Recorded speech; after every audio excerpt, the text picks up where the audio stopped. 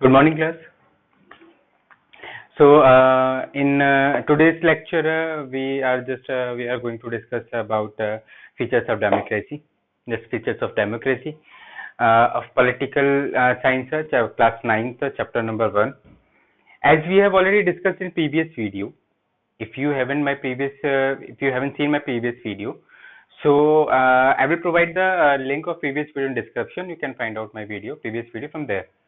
So as we have discussed what is democracy, what is the exactly mean of democracy, and why we just need to discuss first before the getting definition of democracy, we have to discuss first about the democracy, what is exactly mean of democracy.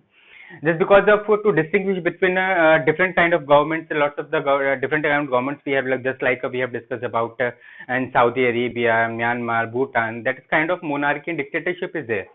Right. So, can we just call that kind of government, this kind of government is as democracy? Otherwise, if we are not able to, if we will not call dictatorship, we will call them a dictatorship, right? So, what is the difference between democratic and non-democratic democracy? So, for this, we just have already discussed about the meaning and discussion of about the democracy word, and in today's lecture, we are just going to discuss features of democracy that is already given in your book. I have NCERT book. From this book, we are going to complete this chapter. So you just have to sit with your book, okay, with NCERT. So in point number 1.2, features of democracy is given. So here I'm just reading and explaining line to line, word to word. We have started with a simple definition that democracy is the form of government in which the rulers are elected by the people. This kind of definition we have already discussed in previous video. That democracy is a government of the people, by the people, for the people, and in which the rulers are elected by the people.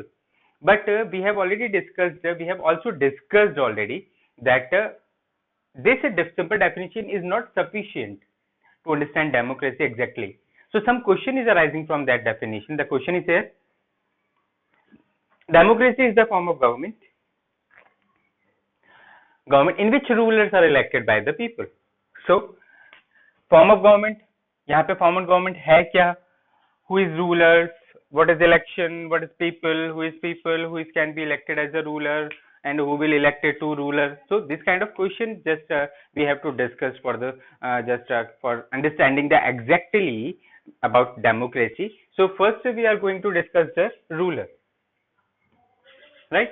Ruler, who are the rulers? Rulers mean यहाँ पे जैसे कि definition में है कि people rulers को choose करेंगे, और ऐसी गवर्नमेंट जिसमें people rulers को choose करते हैं वो डेमोक्रेसी है. तो यहाँ पे रूलर्स कौन है, कौन रूलर हो सकता है? Who are the rulers? यहाँ रूलर कौन है? Which official rulers must be elected for democratic government? एक डेमोक्रेटिक गवर्नमेंट के लिए कौन से ऑफिशियल्स या कौन से रूलर्स को आपको इलेक्ट करना चाहिए? और इलेक्टेड रूलर्स क्या होते हैं, नॉन इलेक्टेड रूलर्स क्या होते हैं? अगर नॉन इलेक्टेड रूलर्स हैं, क्या नॉन इलेक्टेड रूलर्स भी एग्जिस्ट करते हैं क्या गवर्नमेंट में? क्या उनकी गवर्नमेंट भी प्रोसीड करती है क्या? बहुत सारे क्वेश्चंस हैं. और नॉन इलेक्टेड जो रूलर्स होते हैं किस तरह के डिसीजंस लेते हैं? तो इतने सारे क्वेश्चंस के आंसर आपको यहाँ पे डिस्कस करने पड़ेंगे, जो कि हम लोग यहाँ पे आज डिस्कस करेंगे. So what is written in your book?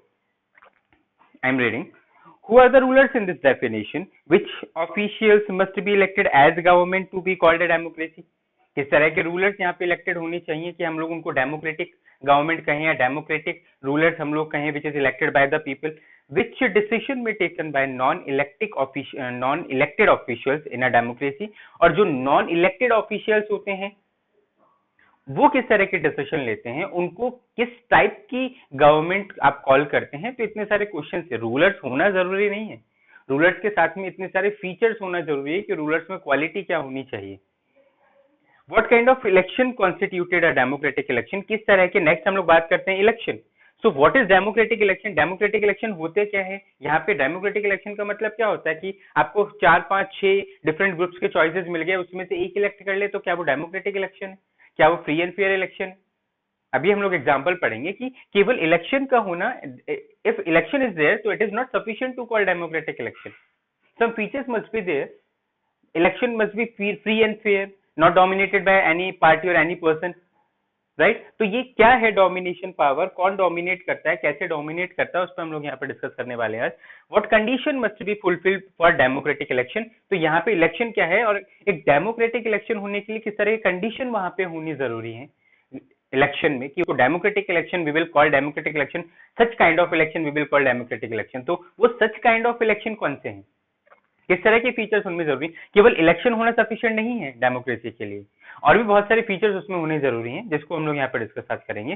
So here is the given question in the book that you have seen, what kind of election constituted a democratic election, what conditions must be fulfilled an election to be considered democratic election होने के लिए election में किस तरह की conditions का होना जरूरी है, वो आपको यहाँ पे डिस्कस करना होगा और उसको डिटेल से स्टडी करना होगा।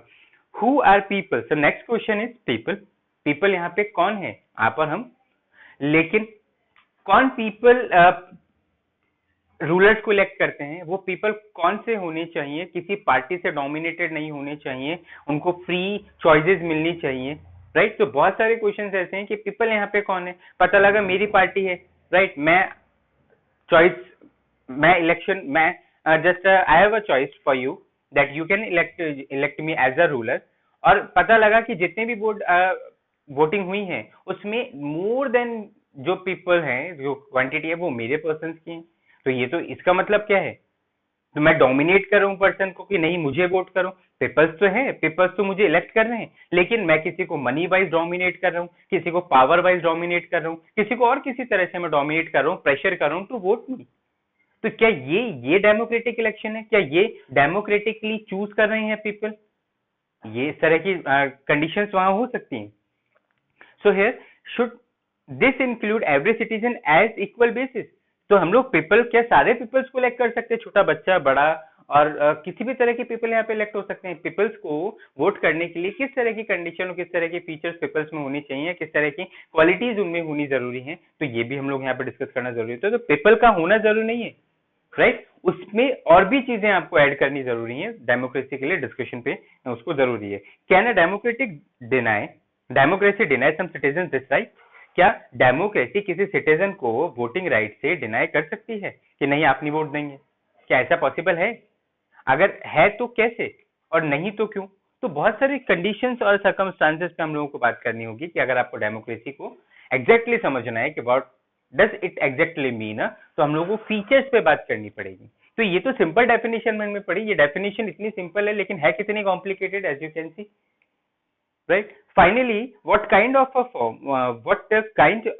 form of government is democracy, तो किस तरह की गवर्नमेंट को आप डेमोक्रेसी कहेंगे, डेमोक्रेसी के लिए किस फॉर्म का या किस टाइप का गवर्नमेंट का होना जरूरी है, क्या मोनार्की और डिक्टेटरशिप वाले जो भी रूलर्स होते हैं, क्या आप उनको, क्या उन गवर्नमेंट को हम लोग डेमोक्रेटिक गवर्नमेंट कह सकते हैं, क्या गवर्नमेंट का होना जरूरी है या उसके किस टाइप का होना जरूरी है, ये यहाँ पे मैटर करता है, फीचर्स में हम लोगों को बात करनी होगी।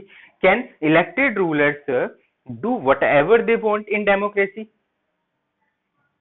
Can they do, no they cannot do, they just have to bound and they just have to just do their act within some limitation which is already given by the law and constitution of our just a country, right. तो ये क्या वो अपनी इच्छा से कुछ भी कर देंगे, अगर रूलर इलेक्ट हो गए तो, अगर गवर्नमेंट उनकी है तो क्या वो कुछ भी करेंगे, और must democratic government function with some limits, क्या डेमोक्रेटिक जो गवर्नमेंट होती है, इलेक्टेड जो पर्सन होते हैं, रूलर्स होते हैं, उनको कोई लिमिट्स के अंडर वर्क करना पड़ता भी है कि नहीं, गवर्नमेंट होना जरूरी नहीं है, government before the election after the election government को सर्वाइव करना भी जरूरी होता है। आफ्टर द इलेक्शन अगर आप रूलिंग पार्टी बन जाते हैं, इलेक्टेड हो जाते हैं, तो इसका मतलब आपका बिहेवियर कैसा होगा, आपकी कोड ऑफ कंडक्ट कैसे होंगे, राइट, आपकी एथिक्स कौन डिसाइड करेगा, रूल एंड रेगुलेशंस कौन डिसाइड करेगा, क्या मोरालिटी एज अ रूलर आप में होनी चाहिए, तो बहुत सारी चीजें आपको पता होनी जरूरी है। एज अ रूलर इलेक्ट होना, गवर्नमेंट चलाना इजी नहीं है, उसके लिए और भी सर्कमस्टांसेस, लिमिटेशंस और एथिक्स को फॉलो करना बहुत जरूरी है, तो यहाँ पे हम लोग उन पे बात करेंगे।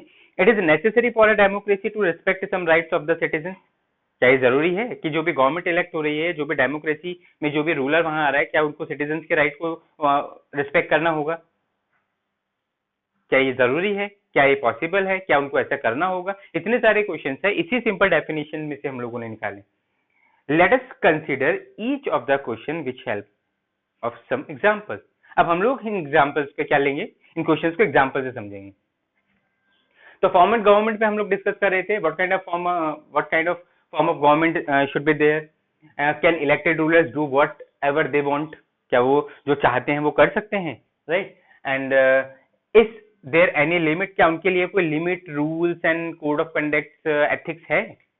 तो इस तरह की क्वेश्चंस पे आपको डिस्कस करना होगा एग्जैक्टली डेमोक्रेसी को समझने के लिए। क्वेश्चन क्या कह रही है, देखिए बुक क्या कह रही है, देखो। Major decision elected by the leaders, of course ऐसा है कि जितने भी रूलर्स जो होते हैं उन पे मेजर डिसीजन इलेक्टेड जो रूलर्स होते हैं वो ही लेते हैं, जितने भी डिसीजन होते हैं वो इलेक्टेड रूलर्स ही लेते हैं। हमारी कंटेम्प्रेरी जो गवर्नमेंट है, करंटली जो हम लोग जो इंडिया में डेमोक्रेसी फेस कर रहे हैं, डेमोक्रेसी हम लोग अडॉप्ट कर रहे हैं, उसमें ऐसा ही होता है, जो रूलर्स अपॉइंट हो जाता है उसको under the law, limit law उसको प्रोवाइड करवाता है, कोड ऑफ कंडक्ट, एथिक्स, सारी चीजें लॉ की रहते हुए उनको फॉलो करना होता है। रूलर से इसका मतलब ये नहीं कि they will do whatever they want, no, they just have to be in the limit of law and constitution.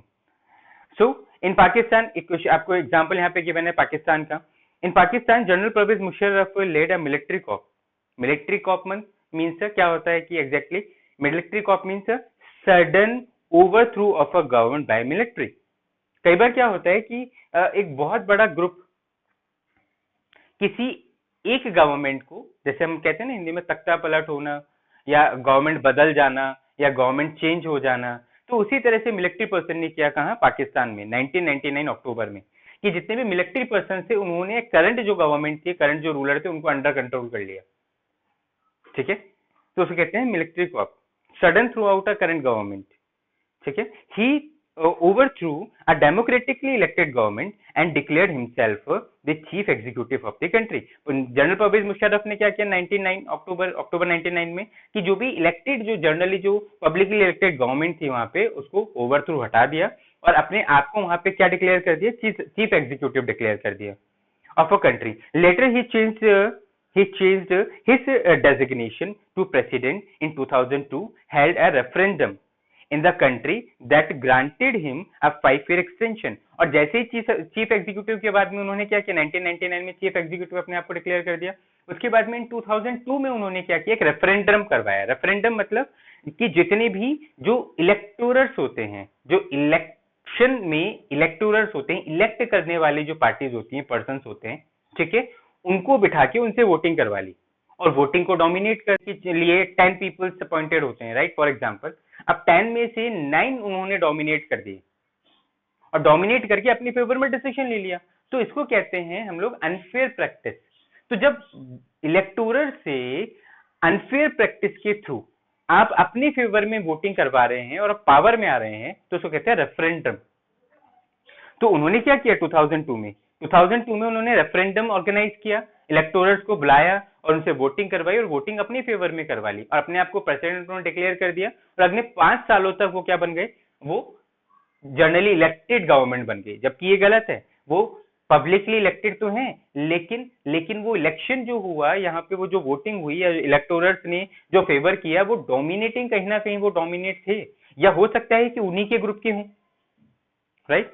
सो ये तो पब्लिकली जस्ट शो ऑफ करने के लिए था। Referendum in the country that granted him a 5-year extension, और इससे उनको क्या मिल गया, 5-year एक्सटेंशन मिल गया और वो गवर्नमेंट में 5 सालों तक आके रह सकते हैं। Pakistani media, human rights commission organization and democracy activist said that a referendum was based on malpractice and fraud. और जो पाकिस्तानी मीडिया थी उस टाइम पे, और जो ह्यूमन राइट्स ऑर्गेनाइजेशन थे और डेमोक्रेटिकली एक्टिविस्ट जो पर्सन थे, उन्होंने कहा कि ये जो इलेक्टोरल्स ने ये जो इलेक्शन किया है या जो वोट देके और इनको जनरल परवेज मुशर्रफ को रेफरेंडम के थ्रू इलेक्ट करके पावर में लेके आए हैं, ये जो रेफरेंडम है, ये जो वोटिंग हुई है, ये क्या हुई है, ये बेस्ड ऑन मैलप्रैक्टिसेस मतलब अनफेयर प्रैक्टिसेस, ये गलत तरह से हुआ है और फ्रॉड है। In August 2002, he issued a legal framework order that amended means होता है changes, that amended the constitution of Pakistan। और फाइनली उन्होंने क्या किया कि इससे पहले लोग उनके अगेंस्ट में उन्होंने 2002 में मेजर चेंज कर दिए, जो फ्रेमवर्क है, लीगल जो भी रूल्स थे उनको बदल दिए। ठीक है, क्या बदला, amended the constitution of Pakistan, Pakistan का जो कॉन्स्टिट्यूशन है उसको अमेंड कर दिया, चेंज कर दिया। According to this order the president can dismiss national and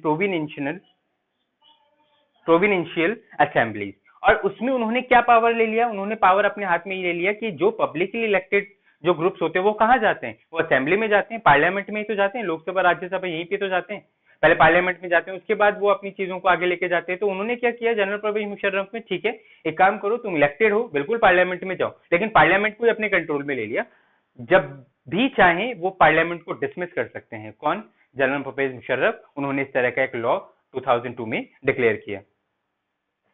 the work of civilian cabinet is supervised by a national security council which is dominated by military officers। और उन्होंने जो भी पब्लिकली जो cabinet थे, public जो group थे, ठीक है, उनको भी अंडर कंट्रोल ले लिया। किसके अंडर कंट्रोल ले लिया, मिलिट्री में, नेशनल सिक्योरिटी काउंसिल के अंडर में ले लिया। और वो जो नेशनल सिक्योरिटी काउंसिल, ये जो पब्लिक सिविलियंस हैं, सिविलियंस जो भी कैबिनेट है, सिविलियंस जो भी मिनिस्टर्स हैं, उनको क्या कर लिया, अपने कंट्रोल में कर लिया।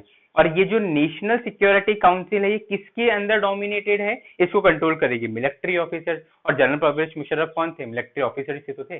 मतलब आप वोटिंग राइट भी दे रहे हो, आप पावर भी दे रहे हो, लेकिन फाइनल पावर अपने पास में रख रहे हो। तो क्या ये डेमोक्रेसी है, बिल्कुल नहीं, ये डेमोक्रेसी नहीं है। फाइनल पावर इलेक्टेड पर्सन के पास में ही होने जरूरी है। So here after passing this law election were held to the national and provincial assemblies. और बिल्कुल ये लॉ के पास होने के बाद में फिर भी इलेक्शन होते थे, लोग अपने मेंबर पार्लियामेंट के लिए, नेशनल और प्रोविडेंशियल जो असेंबली है, प्रोविंशियल असेंबली है, उसके लिए लोग अपने इलेक्टर्स को, रूलर्स को चूज करते थे। वो रूलर्स वहां जाते थे, लेकिन फाइनली कंट्रोल किसका, मिलिट्री पर्सन का। तो ये तो डिक्टेटरशिप है ना, कि आप मानव जर्नली अगर आप देखें नॉर्मली तो आप वोटिंग और इलेक्शन करवा तो रहे हैं, लेकिन फाइनल कंट्रोल अपने हाथ में है। तो वो तो फॉर्मेलिटीज हैं सब कुछ, जो पर्सन इलेक्ट होके जा रहे हैं वो भी आपके कंट्रोल में है। तो यहाँ पे so Pakistan had election, elected representative have some power. Pakistan में इलेक्शन होते हैं, इलेक्टेड जो रिप्रेजेंटेटिव है उनको पावर मिलती है, ठीक है, but the final power restricted with military officers and general Parvez Musharraf. और फाइनली क्या हुआ, जैसे मैंने बताया कि इलेक्टेड होते हैं person, step by step election होते हैं, इलेक्शन होकर इलेक्टेड रूलर्स बनते हैं, और रूलर किसके कंट्रोल में आ जाते हैं, general Parvez Musharraf, military officers के। तो क्या ये डेमोक्रेसी है, बिल्कुल नहीं, ये डेमोक्रेसी नहीं है। Clearly there are many reasons why Pakistan under general Parvez Musharraf should not be called democracy. अब आप देख सकते हैं ना कि यहाँ पे ऊपर जो हमने एग्जांपल पढ़ा, एग्जांपल जो लाइव जो एग्जाम्पल हम लोगों ने परवेज मुशर्रफ का पढ़ा, इसमें क्लियरली पता चल रहा है कि ये जो गवर्नमेंट वहां बनी हुई थी, ये डेमोक्रेटिक गवर्नमेंट नहीं थी। बहुत सारे फीचर्स वहां पे हैं। पहली बात तो रूलर्स इलेक्टेड तो थे, लेकिन रूलर्स के पास फाइनल पावर नहीं थी। तो यहाँ तो फाइनल पावर, ये तो डिक्टेटरशिप की तरह हो गया, right. But let us focus on one of this. अब सब पे हम लोग फोकस करें तो can we say that the rulers are elected by the people in Pakistan. आप कह सकते हैं कि रूलर्स पीपल जो इलेक्ट कर रहे हैं, जो रूलर्स इलेक्ट हो रहे हैं, वो पाकिस्तान के पीपल इलेक्ट कर रहे हैं। ऐसा हो सकता है कि वो इलेक्ट कर रहे हो, लेकिन मर्जी किसकी है, फाइनल डिसीजन किसका है, परवेज मुशर्रफ का। नॉट क्वाइट एग्जैक्टली ये चीजें वहां नहीं थी। जो चॉइसेस मिल रही थी वो भी डोमिनेटेड थी, वो भी फिक्स्ड चॉइसेस थी। People have elected their representative to the national and provincial assemblies, but those elected representatives were not really the rulers. मतलब ये कि yes we have seen that in Pakistan government, in Pakistan people were electing their rulers, right, but finally that ruler which is elected by the people have their rights to just take final decision। लेकिन final decision के लिए उनके पास कोई right ही नहीं था। उनके पास तो राइट, फाइनल डिसीजन का राइट किसके पास है, जनरल परवेज मुशर्रफ, ठीक है। They can not take the final decision. जो रूलर्स इलेक्टेड होते थे, they were not able to take the final decision, क्योंकि उनके हाथ में कुछ था ही नहीं। The powers to take final decision rest with the army officials and the general Pervez Musharraf, and none of them were elected by the people। तो यहाँ पे क्या बात है, देखें दो चीजें यहाँ पे निकल के आई। पहली बात तो इलेक्टेड पर्सन और non elected person. Elected person यहाँ पे कौन है, जितने भी नेशनल और प्रोविंशियल असेंबली जो है उनके लिए जो भी पीपल्स इलेक्ट करते हैं रूलर्स को, वो इलेक्टेड रूलर्स हो गए। लेकिन यहाँ पे और एक on the other hand there were non elected rulers also. Non elected rulers कौन, जो इलेक्टेड पर्सन और परवेज मुशर्रफ से दो तरह के रूलर्स हो गए। एक तो जो इलेक्टेड रूलर्स थे वो, और एक नॉन इलेक्टेड रूलर्स वो। तो डिफरेंस क्या है, इलेक्टेड रूलर्स को इलेक्ट होने के बावजूद भी पावर नहीं था, लेकिन वहां पे जो नॉन इलेक्टेड रूलर्स हैं उनके पास पावर था। बिल्कुल सारा पावर उनके पास में था। तो रूलर्स कौन हो सकते हैं? क्या रूलर्स इलेक्टेड पर्सन होते हैं? Who are the rulers? Which official rulers must be elected for democratic government? Rulers कौन है? अब यहाँ पे रूलर्स कौन होने चाहिए? Elected person. और जो इलेक्टेड पर्सन होनी चाहिए उनके पास पावर होनी चाहिए। अब सर क्या इलेक्टेड अगर पर्सन नहीं है तो क्या वो डेमोक्रेसी नहीं है? बिल्कुल डेमोक्रेसी नहीं है। सऊदी अरब, भूटान, म्यांमार आप देख सकते हैं, यहाँ पे रूलर्स हैं लेकिन वो इलेक्टेड नहीं है। वो या तो कोई रॉयल फैमिली से बिलोंग कर रहे हैं या किसी फ्यूडल सिस्टम से पावर में आए हैं। तो आप उनको क्या डेमोक्रेसी नहीं कह सकते? करेक्ट। तो वो क्या है? वो भी गवर्नमेंट है। अब बिल्कुल हम लोग कह सकते हैं कि वहां के पीपल हैप्पी होंगे। सऊदी अरेबिया बहुत रिच कंट्री है, वो पीपल हैप्पी होंगे, लेकिन वो अपने आप को they can not pretend themselves as a democratic government. वो डेमोक्रेटिक गवर्नमेंट की तरह अपने आप को शो नहीं कर सकते, क्योंकि वहां पे जो पीपल, जो रूलर हैं, वो नॉन इलेक्टेड पर्सन हैं। तो जब भी नॉन इलेक्टेड पर्सन रूल करेंगे वो डेमोक्रेसी नहीं हो सकता। This happens in many dictatorship and monarchies. आपने देखा है ना फ्रेंच रिवॉल्यूशन में कि ये सब कैसे होता है, डिक्टेटरशिप मोनार्की में होता है। और करंटली भी हम लोग हमारे कंटेम्प्रेरी वर्ल्ड में देख सकते हैं कि बहुत सारी ऐसी कंट्रीज हैं जहाँ पे पीपल इलेक्टेड नहीं होते हैं, रूलर्स इलेक्टेड नहीं होते, वो नॉन इलेक्टेड रूलर्स होते हैं जो कि रूल कर रहे हैं। They formally have an elected parliament and government, but the real power is with who are not elected. अगर हम लोग पाकिस्तान का एग्जाम्पल जो कंटिन्यू करें उसी में देखें तो माना इलेक्टेड पर्सन है, वो पार्लियामेंट या प्रोविंशियल या नॉन प्रोविंशियल असेंबली जो है वो बिल्कुल उसको हेल्ड कर रहे हैं, चला रहे हैं, ऑर्गेनाइज कर रहे हैं, लेकिन फाइनल पावर तो उनके पास में है ही नहीं। फाइनल पावर तो किसके पास में है? नॉन इलेक्टेड पर्सन के पास में थी। In a few countries the real power with some external powers, not with local elected representative. बिल्कुल ऐसा है ना कि फ्यू कंट्रीज में भी ऐसा है कि जो रियल पावर है वो एग्जैक्टली इलेक्टेड पर्सन के पास में नहीं है। This can not be called people's rule. अब आप इसको पीपल का रूल नहीं कह सकते हैं तो इसको डेमोक्रेसी भी नहीं कह सकते। तो यहाँ से क्या निकल के आया?